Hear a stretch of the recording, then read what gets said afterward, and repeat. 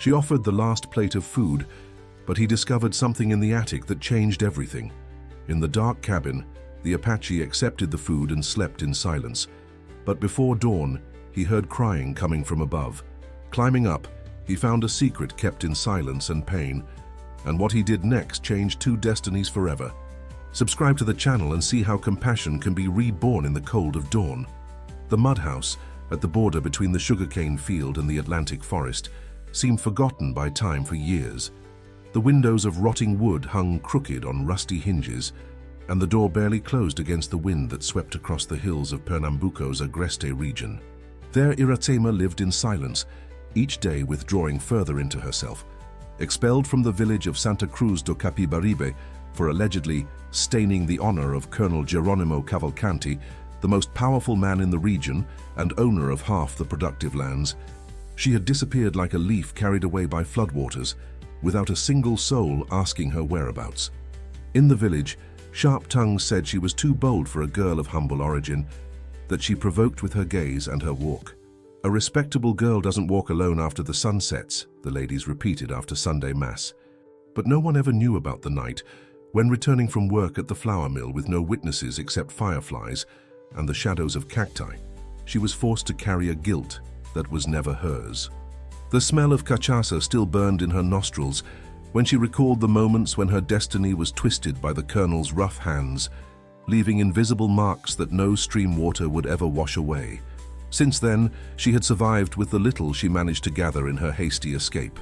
A clay plate, a cracked iron pot, a patchwork blanket that she shared with her newborn son hidden in the small attic improvised with old boards, the fruit of an imposed silence, maintained by force through a suffocating mixture of shame and fear that grew inside her like a weed. With each cry of the child, her heart raced with the dread of being discovered. That afternoon, the northeast wind cut through the dirt road like a blunt knife, raising red dust that tinged the air with the color of clay. Heavy clouds announced a storm, the kind that transforms paths into impassable mud pits for days. A man approached on foot, a solitary figure that stood out in the immensity of the Caatinga. It was Kawa, an indigenous man of the Fulnio ethnicity who lived in the reservation beyond the Capibaribe River, but who frequently traveled through ancestral territories in search of medicinal herbs and game, keeping alive the knowledge that the elders of his village had entrusted to him. He carried on his back a woven straw bag, and in his gaze the wisdom of one who had learned to read nature's signs since childhood. Seeing the timid smoke escaping through the cracks in the thatched roof of the isolated house, he approached cautiously. He knocked gently on the rough wood, 3 soft taps that sounded more like raindrops. Iracema opened the door just enough to peek out, her eyes wide with fright. For a moment she thought the colonel had found her. Her fingers gripped the wood so tightly that her nails turned white. But upon seeing that brown-skinned man with long black hair tied with a leather strip, wearing simple worn clothes, something within her calmed. There was no threat in those deep, dark eyes. "The rain comes strong. May I wait here until it passes?" he asked in a calm voice, pointing to the sky that was rapidly darkening. Iracema hesitated for only a second. Then, in a gesture that even she didn't immediately understand, she opened the door wider and stepped aside. "Come in," she said simply. On the makeshift stove built with stones, a thin cassava broth with few seasonings was boiling. It was all she had. Even so, without thinking twice, she offered the visitor her only full plate. A simple gesture, almost instinctive, as if something inside her desperately needed to believe that kindness still existed in the world. Kawa accepted with a nod. He sat on the packed earth floor near the fire and ate in silence, savoring each spoonful as if it were a banquet. His eyes discreetly surveyed the peeling walls, the leaking ceiling, the few possessions organized with extreme care. "Thank you," he said when finished, returning the empty plate. "One never knows when we'll need the kindness of strangers. My people teach that refusing food offered with a clean heart is to offend the spirits of the earth." The rain began to fall heavily, quickly turning into a furious storm that made the fragile structure of the house tremble. Lightning flashes illuminated the interior through the cracks, projecting dancing shadows on the walls. "You can stay until the rain passes," Iracema offered, pointing to a dry corner. Kawa thanked her and, wrapping himself in his cotton mantle dyed with anato, leaned against the wall, closing his eyes like one who fears neither the unknown nor the darkness. While the storm battered the thatched roof, Irasima remained seated near the door, hugging her own knees, her eyes fixed on the drops invading the house through the ceiling cracks. Try as she might, she couldn't fall asleep. Each thunderclap made her tremble, not from fear of the storm, but from the dread that the baby's cry might be heard above the roar of the tempest. In the middle of the night, when the rain finally subsided to a constant drizzle, a different sound cut through the silence of the night. It wasn't the wind in the banana leaves, nor the owl's hoot, nor the croaking of frogs in the nearby marsh. It was the weak but unmistakable cry of a small child. Kawa opened his eyes immediately, as if he had never truly fallen asleep. For a few seconds he remained motionless, just listening. The cry came again, more urgent this time. He watched Irasima rise with a start, her face contorted in an expression of pure panic. "It's just the wind," she said hastily, her trembling voice betraying her lie. "Sometimes it makes strange noises in these old walls." But Kawa was already on his feet, his sharpened senses catching the exact direction from which the sound came. Without a word, he walked to a makeshift ladder that led to a small attic hidden under the slanted roof. Before Irasima could stop him, he was already climbing the creaking steps. "Please," she begged, clinging to the hem of his shirt. "Please." There was so much desperation in that single word that Kawa paused for a moment. He looked at her and saw not just fear, but a deep pain that he recognized immediately. It was the same look his own mother had carried after white men attacked their village years ago. "I won't harm you," he said simply, his voice low but firm. "Trust me." He continued climbing until he reached the small space under the roof. There, among clean but worn rags, he found a newborn baby, the skin still with the reddish tone of the first days of life.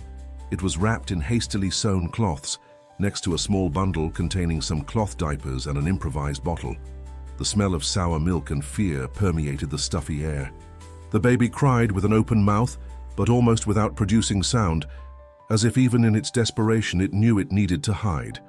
Kawa took it in his arms with the naturalness of one who had cradled many children. He carefully descended the ladder, holding the small bundle against his chest. Upon seeing him return with the baby in his arms, Irasima collapsed. She fell to her knees on the dirt floor, hands covering her face, her entire body shaken by sobs that seemed to tear pieces from her soul. "You can turn me in to the colonel," she said through tears. "You can take me back to the village. Just don't let them take my son. He's not to blame. He's not to blame." The words came out in fragments mixed with crying. Kawa approached and, still with the baby in one arm, extended his free hand to help her up. "No one is turning anyone in," he said firmly. "But you need to tell me what happened. The whole truth." Irasima raised her tear-streaked face, and for the first time in months felt she could trust someone. Not as confession, but as liberation. The words began to flow. She told of her work at the flour mill, of how Colonel Geronimo began to appear on days when she was alone, finishing sifting the cassava. She spoke of the first advances, which she tried to politely repel so as not to lose the job that supported her sick mother. She described the night he waited for her on the way home, how he dragged her behind the bushes, how he covered her mouth forcefully while destroying more than her body, destroying her dignity, her place in the community, her future. "When I found out I was pregnant, I told my mother.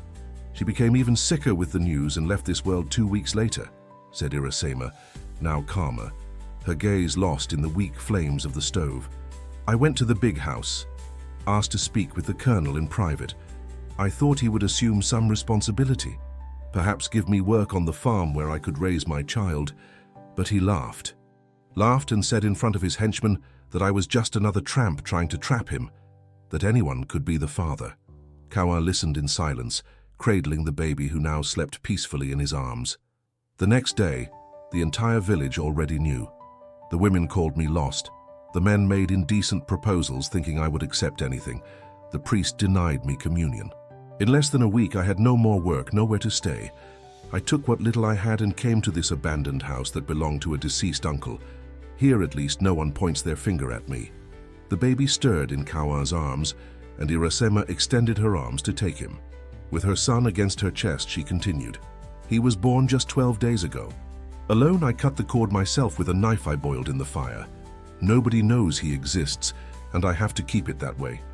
If the colonel finds out, he'll take him from me, not because he wants the child, but to erase the evidence of what he did. Kawa remained silent for a few moments, observing mother and child. Finally, he spoke. My people have a word for men like this colonel. We call them awere, one who has lost his humanity, who doesn't see others as people. They exist everywhere, even among my own. But we also have a word for women like you.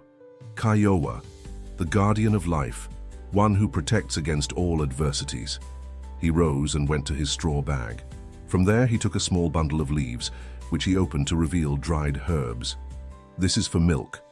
It will help your body produce more, he explained, handing the package to Irasima. And this, he continued, removing a small amulet made of seeds and natural fibers, is to protect the child. Place it near him while he sleeps. The rain had completely stopped, and the first rays of sunlight began to enter through the cracks in the window. Kawa went to the door and looked at the horizon.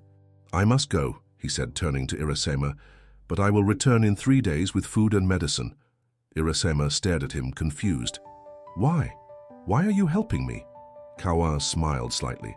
Because when you offered me your only plate of food, you asked for nothing in return. And because this baby deserves a future different from the past that brought him into the world. Before leaving, he added, my village is a 2-day walk from here, following the river. If something happens, if you feel you're not safe, go there and ask for Donna Jandira, our APACHE. Tell her Kawa sent you. And so, with the same quietness with which he had arrived, he departed, leaving behind a thoughtful Irasima, with her son in her arms, and for the first time in many months, a small thread of hope in her heart. The promised 3 days passed like a breath. Irasima remained alert, dividing her time between caring for the baby, whom she decided to call Rai, son of the sun, as Kawa had explained in his people's language, and watching the dusty road where the indigenous man had promised to return. Following his instructions, she prepared the tea with the herbs he left, and noticed that her milk had indeed increased, making Rai nurse more vigorously and cry less during the night. On the afternoon of the 3rd day, when the sun began its descent to the west, a movement on the road caught her attention.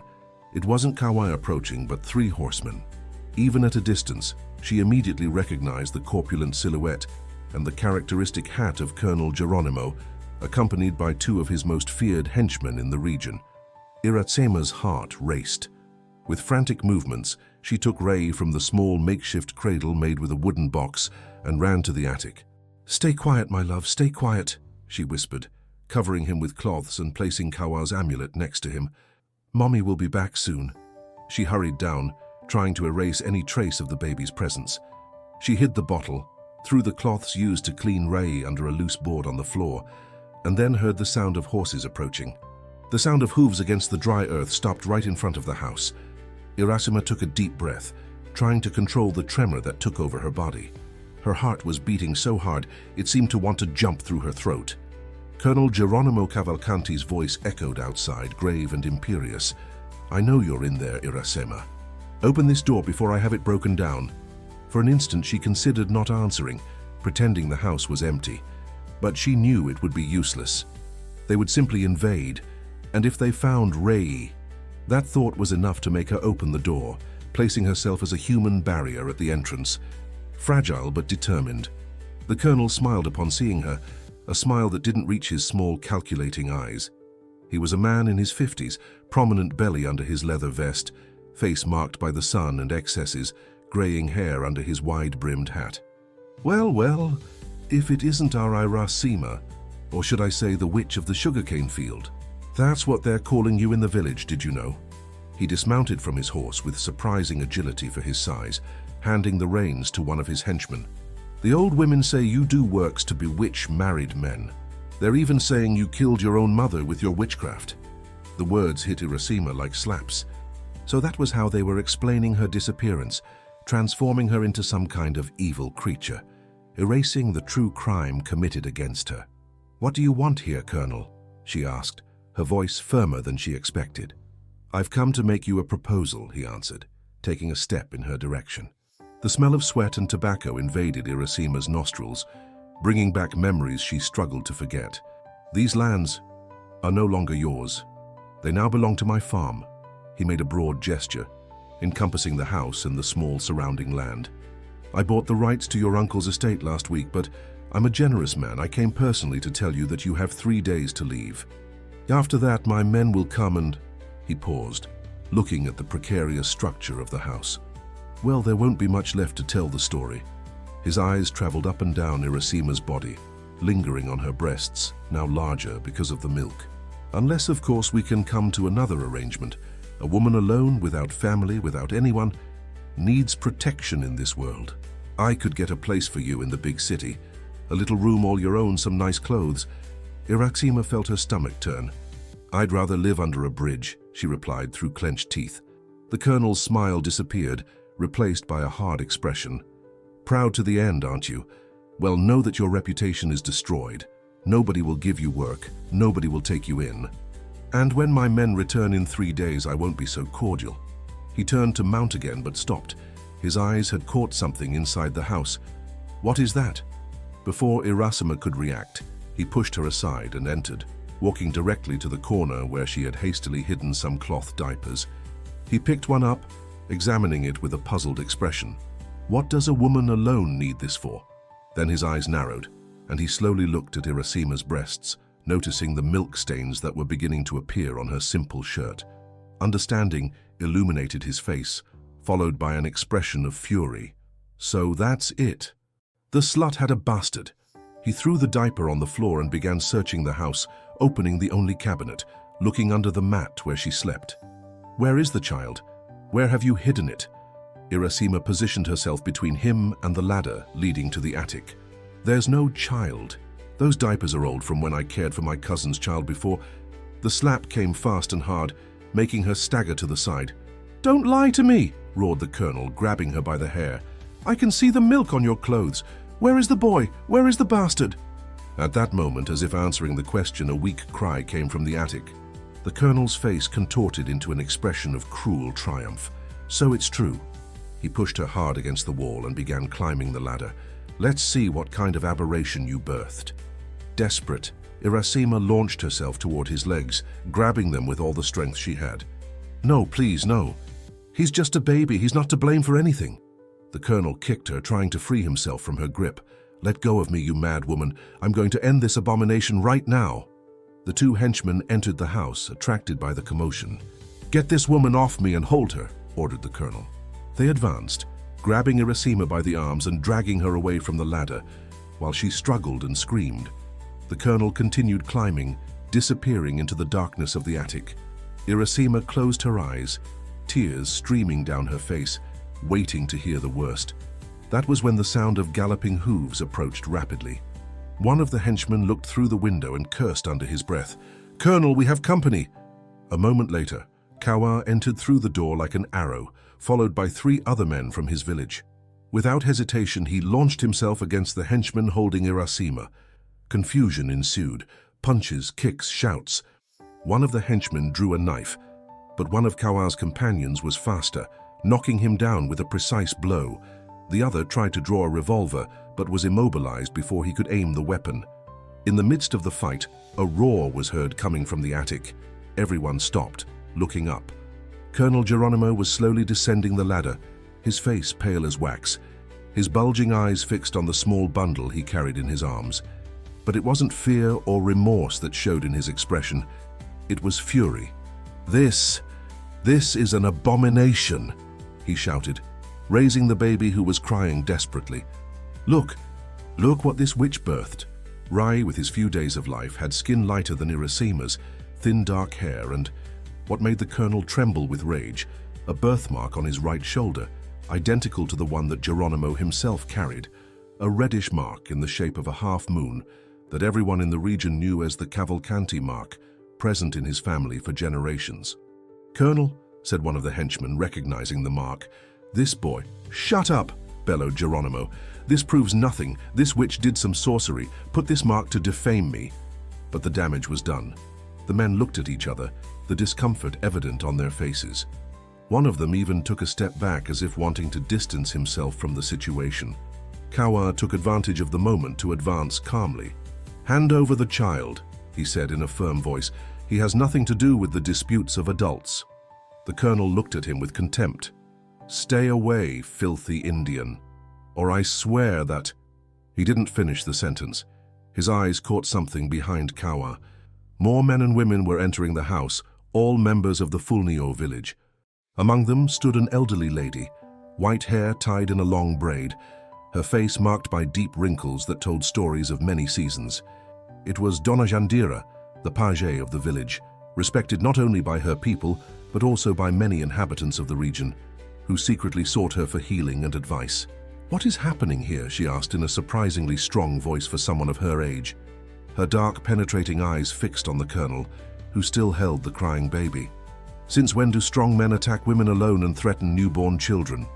The colonel paled even more. Even he, with all his power and arrogance, was not immune to the aura of authority emanating from that elder. "This is none of your business, old woman. I'm on my land, dealing with my affairs." Dona Jandira took a step forward, unperturbed. "Your land? Interesting. Because according to the white men's laws that you like to invoke when it suits you, these lands are still in judicial dispute. My nephew is a lawyer in Recife, you know. He told me the judge hasn't given the final verdict on the estate yet." It was a bluff, Kawan knew, but said with such conviction that even he almost believed it. The colonel hesitated, doubt showing in his gaze. "And as for this baby," continued Dona Jandira, approaching closer, "why so much interest in a child who, according to your own words, has nothing to do with you?" "She stole my property," the colonel tried, in a final desperate move. "This woman is a thief, a slut who—" "Be careful with your words," interrupted Dona Jandira, now only a step away. "I'm too old to hear lies, Colonel Geronimo. And I've seen many throughout my life." Then, with an unexpectedly quick movement, she extended her hand and touched the baby at the exact point where the birthmark was. "The marks we bring at birth tell stories we cannot hide, no matter how much we try." The silence that followed was oppressive. All those present seemed to hold their breath, waiting for the colonel's reaction. It was Irasima who broke the impasse, stepping forward, her eyes fixed on the man who had destroyed her life and now threatened her son. "Return my son," she said with a calmness that surprised everyone, including herself. "Return him now, or I swear by the heavens that the entire village will know not only what you did to me, but also how you tried to kill your own blood." Colonel Geronimo's eyes narrowed, quickly calculating his options. He was outnumbered. His own men seemed hesitant after seeing the birthmark, and Dona Jandira's presence complicated everything. The old page had influence not only among the indigenous people, but also among many inhabitants of the region. "This doesn't end today," he finally said, roughly handing the baby to Dona Jandira, who received him with firm arms despite her age. "You have 3 days to disappear from here, all of you. After that, I'll return with more men, and not all your mystical talk will help." He turned to his henchmen. "Let's go." But before leaving, he cast one last look at Irasima. "As for you, don't think this is over. A bitch always returns to the same bone." And with those words he left, slamming the door with such force that another hinge came loose, leaving it precariously hanging. As soon as the horseman moved away, Irachema ran to Dona Jandira, taking Rai in her arms, examining him frantically to make sure he was all right. The baby, as if sensing the danger had passed, stopped crying and looked at his mother with those dark, solemn eyes that seemed to see far beyond his few days of life. "He's fine," assured Dona Jandira, placing a wrinkled hand on Irachema's shoulder. But the colonel was serious. "He will return, and with more men." Kawa approached, his lip cut from the confrontation with the henchman. "We have to leave here. Now. Take what's necessary and leave before nightfall." "Where to?" asked Irasima, her voice trembling. "I have no one else, nowhere to go." Dona Jandira exchanged a look with Kawan before answering. "To our village. There you'll be safe, at least for now." Irasima hesitated. "Your people, will they accept me? A white woman with a baby?" The old page smiled, the wrinkles around her eyes deepening. "My daughter, our people know well the value of protecting the innocent. We were the ones who taught this to your ancestors, although many seem to have forgotten the lesson. So with the help of the Fulnio, Irasima gathered her few belongings, some clothes, basic utensils, Rai's diapers, and the amulet Kawa had given her. Everything fit in 2 burlap sacks. When the sun began to set, the small group departed, following secondary trails to avoid the main road and possible encounters with the colonel's men. Kawa led the way, with Irashima right behind, Rai firmly secured to her chest by a cloth tied as a sling. Donna Jandira and the others closed the procession, alert to any sign of danger. They walked under the moonlight, the shadows of the Katinga creating ghostly shapes that seemed to dance around them. In the early hours of the morning, they finally reached the Fulnio village, a set of simple but well-maintained houses arranged in a semicircle around a central square, where an almost extinguished fire still threw sparks into the fresh dawn air. Some residents, alerted to the group's arrival, waited in silence. Curious glances fixed on Irachima and her baby, but nobody said anything as Donna Jandira led them to a small hut at the edge of the village. "Here you will stay for now," said the elder. "Rest. When the sun rises completely, we will talk more." In the days that followed, Irasima was gradually integrated into the life of the village. She learned to weave straw with the older women, to identify medicinal herbs with Donna Jandira, to participate in the rituals of thanksgiving to the earth that the Fulnio performed at dawn. Rai was cared for by all the women when she needed to work, passing from lap to lap, growing strong under many watchful eyes. But the threat of Colonel Geronimo hung like a dark cloud on the horizon. On the third day after the escape, two young warriors who kept watch at the borders of the reservation returned with worrying news. A group of more than 20 armed men had been seen camping near the river, just a few hours' walk from the village. "He kept his promise," said Kawa during the emergency meeting called by Donna Jandira. "He came back with more men." "We should prepare to fight," suggested one of the younger warriors. "We cannot allow them to invade our lands." "Fighting would mean certain death," countered one of the elders. "They have firearms, we have bows and spears." "Then should we simply hand over the woman and child?" questioned another. A murmur ran through the circle, while Irasima hugged Rai against her chest, her heart tight. It was Donna Jandira who silenced everyone with a gesture. "Neither fight nor surrender. There is another way." The old page elaborated her plan. "Tomorrow at sunrise, I will personally speak with Colonel Geronimo. I will go with Kawa and 2 more warriors." "And you will come too," she said to Irasima, "with your son." The small delegation left right after breakfast. They followed the trail that led to the river, the place where the colonel's men had been seen. They didn't need to go very far. At the first open stretch of the path, they found Geronimo and his henchmen waiting, mounted on horses, weapons on display. "Well, well," said the colonel upon seeing them, a malicious smile on his lips.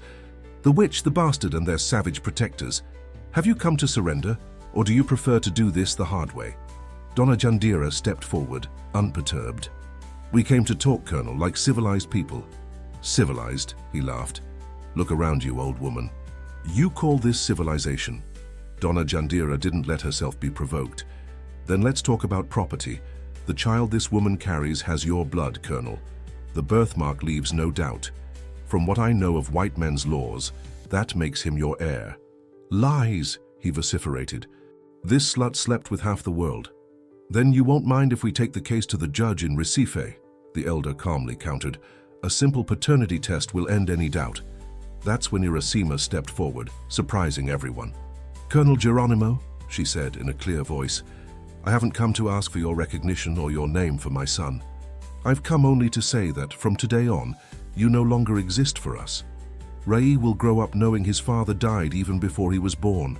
She partially unwrapped the baby, showing his little face to everyone.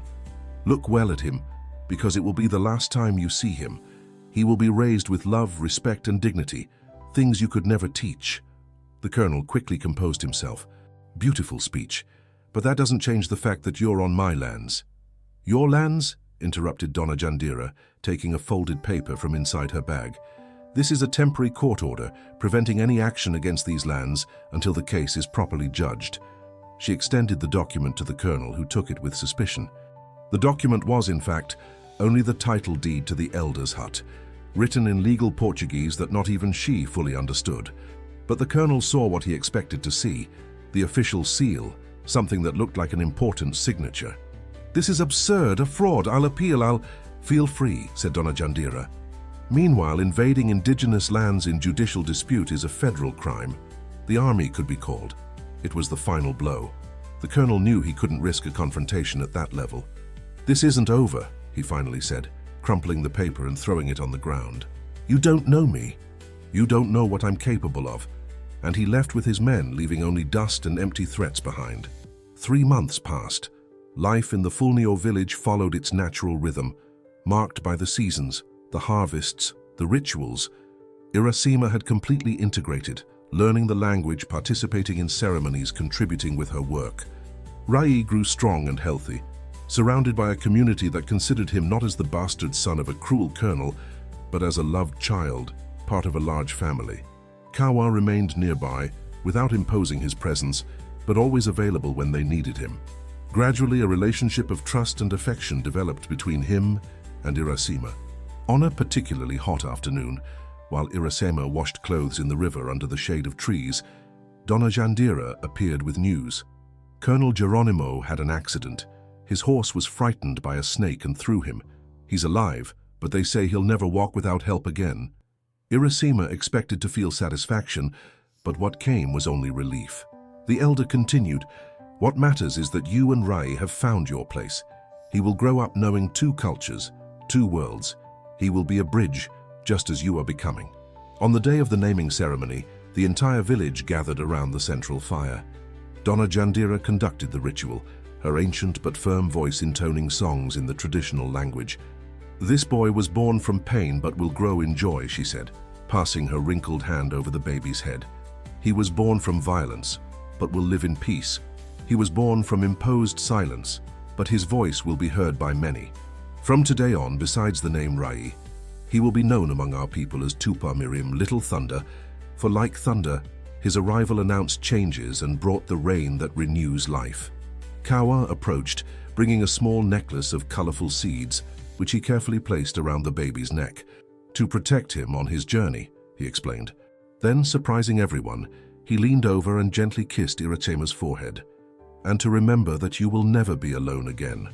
That night, under the starry sky of the northeastern backlands, while the community celebrated with music and dance, Irasema watched her son in Donna Jandira's arms, who cradled him while telling ancient stories.